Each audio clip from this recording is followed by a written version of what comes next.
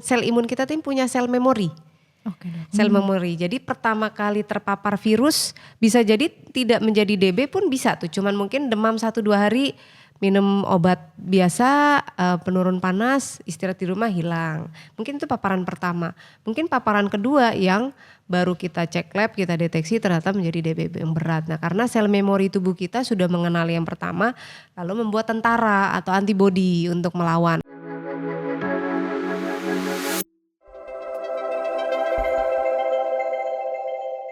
Selamat datang kembali sahabat Betsaida pada podcast Betsaida Hospital. Pada hari ini kita akan membahas tentang masalah demam berdarah.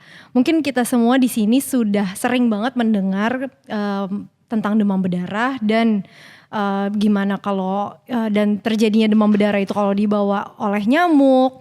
Karena memang demam berdarah ini masih menjadi penyakit yang endemis di Indonesia. Nah, untuk mengenal lebih lanjut tentang demam berdarah, kita kali ini sudah kedatangan oleh narasumber kita yaitu Dr. Yunita Maslim, SPPD Vinasim untuk menjelaskan tentang penyakit ini. Oke, selamat datang Dr. Yunita. Ya. Gimana Dok, kabarnya baik Dokter? Baik, Dr. Jessica. Baik, terima kasih ya Dokter sudah meluangkan waktu, udah boleh ngobrol-ngobrol sama kita nih Dok. Ya. Mungkin hari ini kita mau tanya-tanya sedikit tentang demam berdarah Dok. Ya. Dari gimana sih cara kita ngebedain antara ini demam berdarah atau ini demam biasa seperti itu Dok? Ya, memang masalah demam nih kedengarannya simpel ya, tapi memang penyebabnya kan sebetulnya banyak sekali, ratusan ribu penyebab demam ya, terutama infeksi. Tapi di luar infeksi pun masih banyak, bisa autoimun, bisa keganasan ya, contohnya leukemia dan sebagainya. Nah memang kalau pasien datang ke dokter pasti berharap sekali pemeriksaan langsung terdeteksi ya jenisnya apa. Nah ini yang seringkali kita tuh perlu pemantauan. Jadi terutama apalagi kalau demamnya baru hitungan jam, di bawah 24 jam tuh sulit kita untuk langsung bisa mendiagnosis, memastikan nih murni demam berdarah atau penyebab lainnya. Nah biasanya kalau demam berdarahnya sudah berlangsung mungkin fase demamnya, jadi demam berdarah ini ada beberapa fase akut yang yaitu 3-5 hari pertama. 3-5 hari pertama ini memang sering rancu ya. Ini DB apa tipes, apa hepatitis atau malah kencing tikus ya, leptospirosis. Jadi atau malah malaria misalkan kalau pasiennya habis traveling. Jadi penyebabnya masih beragam, masih bisa macam-macam. Tapi kalau sudah lewat fase demam yaitu sudah mulai fase turun demamnya, mulai pasiennya lebih lemas, tekanan darahnya bisa lebih turun, kemudian bisa trombositnya atau dari labnya leukositnya, sel darah putihnya, trombositnya turun. Nah di situ kita udah bisa lebih yakin bahwa ini demam berdarah.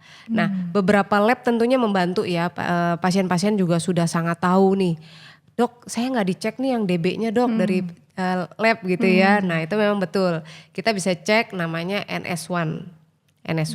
Nah tapi mohon dipahami nih sama pasien-pasien bahwa pemeriksaan lab penunjang itu sifatnya suportif. Artinya nggak sedikit nih pasien nanya, dok saya NS1 negatif kenapa dokter tetap bilang saya demam berdarah?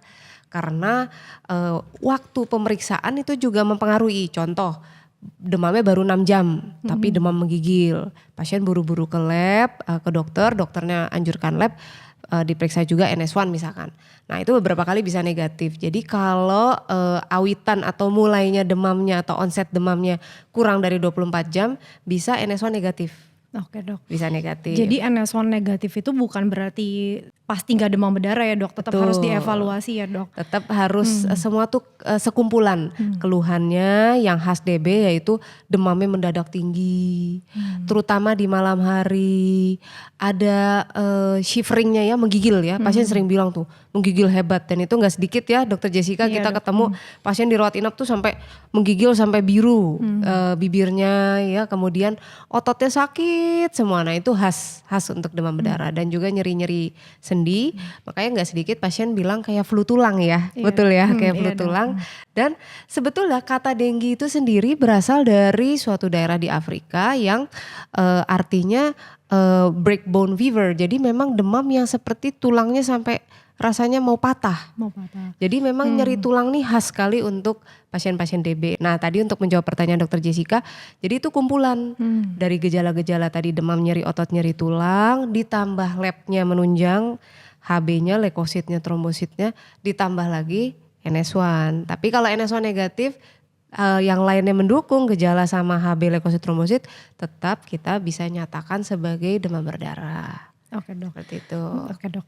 Tadi kan dokter udah sempat jelasin nih, katanya kalau mau khas-khasnya banget kan pas setelah fase demamnya selesai. Iya. Nah tapi kapan sih kita sebagai keluarga atau kalau ada yang ngalamin demam tuh harus udah mulai aware, aduh ini kok takutnya DBD. Iya. Apa karena ya kalau sakitnya hebat banget sampai tulang-tulang sakit banget, apakah emang ini udah harus ke dokter gitu untuk dicek lebih lanjut gitu dok? Iya. Betul, makasih pertanyaan ini bagus sekali. Jadi memang beberapa pasien ada tuh memang dikira demam biasa, minum obat turun panas ya, paracetamol, ibuprofen di rumah, terus mungkin telekonsul ya, tapi tetap ditangani di rumah. Nah tiba-tiba mendadak memberat. Nah ini memang agak terlambat ya kalau yang seperti itu. Maka dari itu dari WHO atau Organisasi Kesehatan Dunia sudah mengeluarkan suatu rekomendasi namanya dengue with warning sign. Jadi ada tanda-tanda bahaya untuk pasien demam berdarah. Contohnya apa? Nyeri kepalanya kok lebih hebat ya. Jadi dia demam tapi nyeri kepala hebat sekali. Nah ini salah satu tanda bahaya, sehingga walaupun hanya demam biasa tuh jangan dianggap ini demam biasa nih. Nah itu kemungkinan harus lebih cepat dicek laboratorium, dan kalau dari laboratoriumnya mendukung dan juga tekanan darahnya rendah mendukung suatu demam berdarah yang kita sebutnya menuju berat atau severe dengue atau dengue berat, maka itu lebih dirawat inap. Kemudian selain dari nyeri kepala hebat juga ada mual muntah hebat Dokter Jessica. Iya, jadi kalau pasiennya demam sampai minum air aja mual, muntah terus, nyeri perutnya juga kok timbul gitu ya. Nah itu adalah salah satu warning sign atau tanda bahaya dari demam berdarah. Apalagi kalau sampai perdarahan, ya ini udah jelas ya. Pasien juga seringnya udah tahu nih, dok ini anak saya kok tiba-tiba mimisan nih, kayaknya DB nih dok, udah memberat. Nah kita cek, ya memang betul ke arah sana, ya ini sudah dengue dengan warning sign. Jadi sudah ada perdarahan. Tapi kalaupun belum perdarahan, hati-hati kalau dia mulai nyeri kepalanya kok hebat, demamnya tinggi terus. Kemudian tadi mual muntah, sampai asupan makannya atau minumnya pun sulit. Lebih baik lebih cepat dibawa ke dokter dan diperiksakan laboratorium. Oke dokter. Nah untuk mendiagnosisnya sendiri selain lab tuh sebenarnya ada nggak sih dok, kan NS1, mungkin kita cekin trombositnya. Nah selain itu ada nggak sih yang NS1-nya misalnya non reaktif, trombositnya juga nggak turun-turun banget, gimana tuh dok? Kita ada nggak pemeriksaan lebih lanjut bahwa ini DBD gitu? Iya, memang ada yang namanya antibodi ya. Nah, tapi perlu diketahui proses alaminya pembentukan antibodi itu perlu waktu di atas 5 hari. Lebih pasti lagi 6 hari dari pertama demam ya, bukan 5 hari mungkin dari nyeri-nyeri otot, bukan, tapi dari pertama dia demam, hari kelima ke atas, jadi hari ke-6 lebih itu mulai keluar antibodi. Tapi kan udah telat ya kalau udah nunggu 6 hari baru cek antibodi. Jadi kita boleh lihat, ini juga rekomendasi dari Kementerian Kesehatan, boleh cek namanya rumpelide. Jadi yang kalau dokter-dokter sering cek di bendung, di tensi, tapi ditahan sampai 5 sampai 15 menit, nanti dilihat bintiknya keluar atau tidak. Nah kalau bintiknya keluar walaupun trombositnya masih, misalkan kan normalnya 150.000 sampai 400.000. Misalkan trombosit masih 150.000 ke atas gitu. Tapi kok mulai keluar bintik, berarti walaupun hitung trombositnya normal tapi pembuluh darahnya mulai bocor. Oke dok. Nah itu kita bisa kerjainnya kapan dok? Di hari keberapa demam kita udah bisa ngelakuin rumpelide ini dok? Dari awal sudah boleh, tapi ingat Bapak Ibu nanti yang ngerjakan dokter atau praktisi kesehatan, perawat misalkan. Biasanya dokter atau perawat mengerjakan itu bisa untuk lebih mengarahkan, wah ini kayaknya bener nih karena demam berdarah dan ini udah mulai tanda pembuluh darahnya tidak baik. Jadi tidak hanya trombosit ya, pembuluh darahnya juga sudah tidak baik. Itu lebih baik lebih cepat dirawat inap. Apalagi Misalkan sekarang kan lebih banyak obesitas ya Dokter Jessica Iya, ya. betul, Dok. Muda-muda usia belasan, 20-an, dekade 2, dekade 3 tuh obesitas. Nah, Iya. yang obesitas ini sering nih. Jadi kelihatannya tenang-tenang aja, tenang-tenang nih maksudnya cuma demam, sakit kepala, demam sakit, tiba-tiba tensinya turun. Jadi kalau ada faktor-faktor resiko, ada obesitas, dari muda kok udah ada kolesterol, dari muda sudah ada hipertensi, diabetes atau pradiabetes. Nah ini lebih cepat periksa laboratorium, lebih cepat periksa ke dokter, periksa laboratorium, dan kalau memang dokternya melihat sudah ada warning sign, tidak nunggu trombosit itu turun, sudah ada warning sign dan memang pasiennya asupan cairannya kurang, lebih cepat dianjurkan untuk rawat inap. Oke, jadi kalau misalnya emang ada faktor resiko lainnya harus lebih waspada ya dok. Betul. Jangan tunggu semua gejalanya keluar dulu ya dok. Betul. Nah ngomong-ngomong tentang gejalanya nih dok, kan tadi kita udah bilang beberapa masih cuma demam, abis itu sakit kepala, sakit badan. Nah setelah itu perjalanan penyakitnya gimana sih dok? Setelah tadi kan dokter udah sebutin nanti ada abis fase demam, fase lemes. Nah gimana tuh dok yang bahaya banget di mana atau yang benar-benar harus waspada banget tuh di mana dok? Ya, yang harus waspada tuh terutama tadi asupan cairannya tuh nggak bisa atau malah ada kehilangan cairan. Contohnya diare. Ya, nah ini ya makanya tidak mudah mendiagnosis DB. Orangnya kok cuma demam diare dikira muntaber misalkan ya, tapi ternyata DB. Nah kalau ada kehilangan cairan atau asupan cairan yang kurang, nah ini lebih bahaya, lebih mengarah ini harus lebih cepat untuk diinfus ya, dirawat inap. Nah tadi pertanyaannya adalah bagaimana dari awal demam saja ya, demam saja sampai jadi ini. Nah kalau sampai timbul kan menurut kita sebutnya patofisiologi ya, jadi mekanisme terjadinya penyakit, si DB-nya ini virusnya sebetulnya nggak ngapa-ngapain. Yang membuat badan kita menjadi drop adalah si virusnya mengaktifasi reaksi antigen antibody. Jadi sebetulnya ada reaksi imun di badan kita. Makanya orang sampai shivering, sampai menggigil itu karena reaksi imunnya hebat. Nah, reaksi imun ini yang membuat si pembuluh darahnya jadi bocor. Jadi bayangkan pembuluh darah tuh kayak pipa, betul-betul kayak pipa aliran air ya, tapi bocor banyak. Banyak porinya bocor sehingga pasti pembuluh darah kita kosong. Nah jadi bisa dibayangkan pasien yang mungkin tadinya tensinya 120 bisa mulai tambah rendah 100. Nah yang paling mudah dirasa di badan pusing. Jadi baru berubah posisi aja dari duduk atau dari tidur ke duduk, mau ke toilet aja dok pusing sekali. Nah itu karena tekanan darahnya turun. Nah dari tekanan darah turun, cairan tambah bocor, nah trombosit ikut bocor, nah di situ tuh nanti jadi DB yang berat. Jadi DB menjadi shock, ujung-ujung tangan kaki menjadi dingin, pendarahan. Nah di situ yang pada kurang dari 5% kasus menjadi DB yang berat sampai berakhir pada kematian. Ya, jadi ternyata DBD dari demam aja tuh bisa sampai berakhir kematian ya dok. Karena kalau reaksi terlambat ya dok. Betul, karena reaksi si virusnya memicu reaksi imun di tubuh kita. Kalau misalnya lebih cepat dok ditangani, apakah bisa dicegah dok terjadinya reaksi imun itu?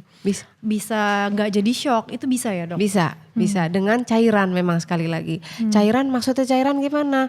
Apakah murni hanya infus saja? Memang semua hal yang menghentikan penghilangan cairan. Contohnya memang dikasih antipiretik, anti demam supaya kan tidak kehilangan cairan tubuh. Ya, jadi diberikan, jadi cairan tidak hilang. Pembuluh darahnya diisi, makanya diinfus, dan infus juga nanti tim dokter sudah tahu tuh ada infus yang jenis kristaloid, ada koloid ya yang lebih bertahan lama dalam darah, kapan harus diberikan. Nah itu nanti dokter yang memberikan. Dan yang ketiga ya stop semua kehilangan cairan. Contohnya kalau ada muntah-muntah ya diberikan obat anti muntah supaya tidak kehilangan cairan bertambah. Kalau ada diare juga itu diobati supaya kehilangan cairannya tidak bertambah. Jadi memang penting banget ya dok kalau demam berdarah itu jangan ngobatin sendiri di rumah ya dok. Untuk kasus yang mungkin berat, yang beresiko, ya yang ada warning sign-nya tuh udah harus banget ke dokter ya dok untuk dirawat inap, dipantau rutin ya dok. Iya betul dokter Jessica. Oke dok.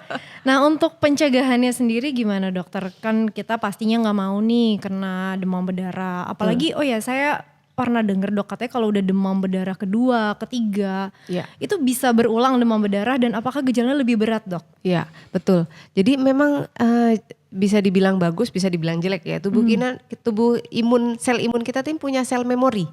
Oke dok. Sel memori. Jadi pertama kali terpapar virus bisa jadi tidak menjadi DB pun bisa tuh. Cuman mungkin demam 1-2 hari, minum obat biasa, penurun panas, istirahat di rumah hilang. Mungkin itu paparan pertama. Mungkin paparan kedua yang baru kita cek lab, kita deteksi ternyata menjadi DB yang berat. Nah karena sel memori tubuh kita sudah mengenali yang pertama, lalu membuat tentara atau antibodi untuk melawan. Nah begitu yang kedua datang punya tentara yang ngelawannya atau sel antibodinya, jadi reaksi imun, nah, menjadi DB yang berat. Jadi iya karena ada sel memori yang terpicu. Nah nanti beberapa hal justru dari sel memori yang tadinya reaksinya menjadi tidak menguntungkan ya karena kan kita jadi sakit lebih berat. Itu yang diambil untuk prinsip pembuatan vaksin. Oke dok. Nah menarik banget ya dok, vaksin ini udah ada dok berarti ya? Sudah. Ya, Terus sudah. gimana tuh cara kerja vaksin? Apakah semua orang boleh divaksin dengue atau yang udah pernah nggak perlu vaksin atau gimana dok? Ya jadi memang vaksin ini kan untuk DB ya ini masih kontroversial karena pernah ada vaksin yang pertama itu ternyata ada hasil yang kurang baik terutama untuk yang justru yang saya koreksi yang sudah terpapar itu malah semakin berat, sudah terpapar semakin berat. Sehingga sempat produk tersebut direview ulang ya, tapi kemudian masih boleh direkomendasikan tapi tetap ada aturan-aturan khususnya. Nah baru di awal tahun 2023 ini nih kita keluar vaksin yang baru tetravalent live attenuated ya, jadi virus hidup tapi dilemahkan. Oke dok. Dengue dari virus ya, virus. Nah yang ini, yang keluaran terbaru ini lebih promising ya, lebih menjanjikan karena apa? Semua mau belum pernah kena DB maupun sudah kena DB boleh divaksin. Dan ini sudah ada rekomendasinya. Permisi Dokter Jessica karena saya di sini sebagai ahli penyakit dalam, maksudnya spesialis penyakit dalam. Jadi saya mengikuti arahan dari profesi Perhimpunan Ahli Penyakit Dalam dan ini sudah direkomendasikan di Perhimpunan Profesi Ahli Penyakit Dalam. Ini boleh diberikan untuk orang dewasa dan tidak memandang sudah DB atau belum DB, boleh diberikan untuk usia 18 sampai 45 tahun. Seperti itu Dokter Jessica. Oke, terus ada nggak yang khusus dok misalnya kontraindikasi, nggak boleh siapa aja yang nggak boleh divaksin? Karena ini kan juga termasuknya vaksin baru ya dok. Kayak waktu awal COVID juga kan ada beberapa yang nggak boleh divaksin. Betul. Nah kalau DB sendiri tuh ada nggak kriteria yang boleh dan tidak boleh divaksin dok? Iya betul Dokter Jessica, ini semua pasien nih banyak yang concern ya pengen nanya hal ini. Tapi boleh kita ingat lagi karena ini live attenuated vaksin, jadi virus hidup dilemahkan. Jadi pasti orang-orang yang imunnya rendah tidak boleh. Istilahnya imunokompromis ya. Jadi contoh wanita hamil, menyusui, lansia karena memang tadi saya bilang 18 sampai 45 tahun jadi lansia belum ada rekomendasi. Kemudian mungkin 18 sampai 45 tapi punya autoimun, minum atau mungkin sedang menjalani kemoterapi sehingga menggunakan obat-obat yang menekan imun itu tidak direkomendasikan untuk menerima vaksin ini. Dan juga untuk orang yang mungkin sedang ada acute febrile illness, jadi memang lagi demam tinggi, memang lagi misalkan ada ISPA, itu tidak direkomendasikan untuk diberikan karena ini vaksin hidup yang dilemahkan. Justru kalau takutnya diberikan malah reaksinya malah jadi bawa penyakit ya. Iya betul, hebat. Karena ingat vaksin hidup yang dilemahkan. Iya. Nah terus untuk pemberiannya sendiri ini berapa kali sih dok untuk pemberian vaksin dengue ini? Ya itu dia 2 kali. 2 kali pemberian di bulan 0. Jadi misalkan kita suntik hari ini nih misalkan. Dosis berikutnya 3 bulan berikutnya dan hanya 2 kali suntik saja. Dan tidak perlu diulang lagi, jadi sekali aja seumur hidup ya dok? Betul, hanya sekali. Ya untuk arahan saat ini penelitiannya baru sampai sini ya. Karena ingat sekali lagi memang kalau kita membahas virus itu suatu hal yang bisa berubah. Bisa ada mutasi lah, mungkin nanti ada perubahan manifestasi seperti itu. Jadi sampai saat ini masih baru sampai anjurannya sekali saja suntik, tapi sekali suntiknya ini 2 kali maksudnya, 2 kali dosis di bulan pertama atau 0 di sekali suntik, berikutnya di 3 bulan berikutnya. Oke dok. Nah terus untuk efek sampingnya mungkin dok setelah disuntikin, karena ini vaksin hidup ya pasti Iya. lebih ada efek sampingnya nih dok. Iya, betul, Apa aja betul. tuh efek sampingnya dok? Betul, Yang biasa sering kita temui dok. Iya, seperti layaknya sebuah vaksin ya, karena ini virus yang dilemahkan. Jadi pasti dia memicu antibodi. Jadi pasti ada rasa demam, menggigil, karena nyerinya karena disuntikannya juga di otot, di otot lengan atas ya, suka kadang-kadang ada nyeri di ototnya. Oke dok. Baik Seperti dok. itu. Tapi ya bisa dibilang ringan dan itu bisa diatasi dengan obat-obat simpel, pemberian obat demam. Ini semua bisa.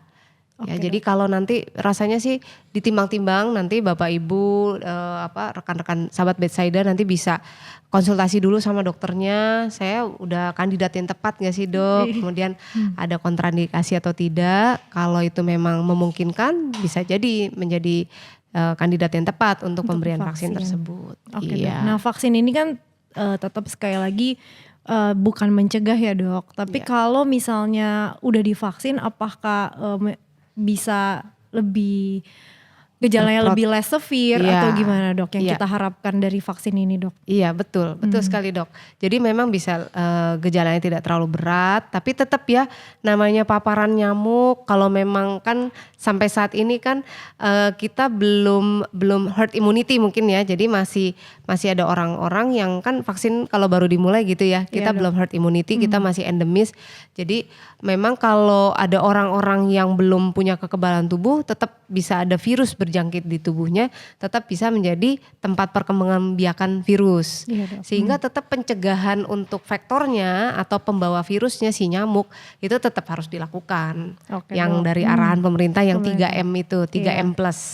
Ya jadi betul nih Dokter Jessica, saya mau nekankan lagi. Jadi memang pasien sering nanya ya, dok si nyamuk nih virusnya ya. Padahal sebetulnya tidak ya dok ya. Jadi virusnya ada, tapi virusnya ini hidupnya di dalam si nyamuk, berkembang biak di dalam si nyamuk. Nah nyamuknya yang menghisap darah kita sehingga virus masuk. Jadi kita bisa lewat mengendalikan virusnya, membuat kekebalan tubuh dengan vaksin, bisa juga mengendalikan vektor nyamuknya.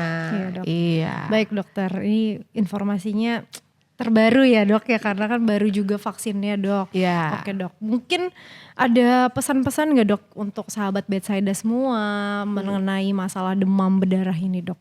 Ya, jadi memang kalau untuk masalah demam berdarah tidak pernah habis-habisnya ya. Tiap tahun ada.